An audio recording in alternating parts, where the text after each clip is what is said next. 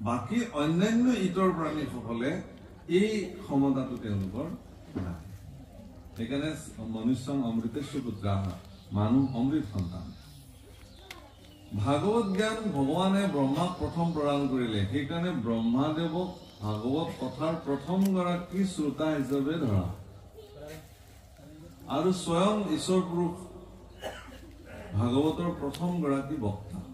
সেইকাৰণে ভাগৱত শব্দৰ কথা কৈছে যে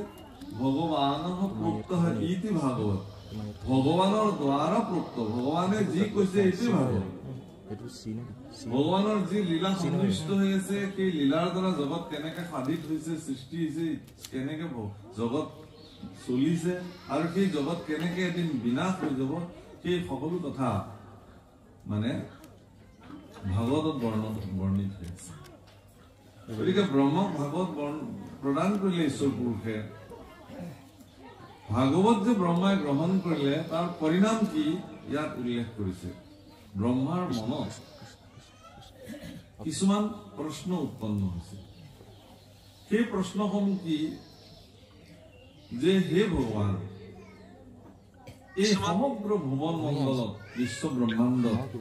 ব্ৰহ্মাৰ মনত মই তোমাৰ দাস আৰু তুমি মোৰ স্বামী গতিকে তুমি মোক যি ধৰণে ভাগৱত জ্ঞান প্ৰদান কৰিলা সেই ভাগৱত জ্ঞান প্ৰাপ্তিৰ পিছত তুমি মোক ব্ৰহ্মা বুলি যিটো উপাধি দিছা ব্ৰহ্মা এটা উপাধি এটা পদবী ব্ৰহ্মা কোনো কাৰো নাম নহয় ইন্দ্ৰ কাৰো নাম নহয় ইন্দ্ৰ এটা পদবী বায়ু এটা পদবী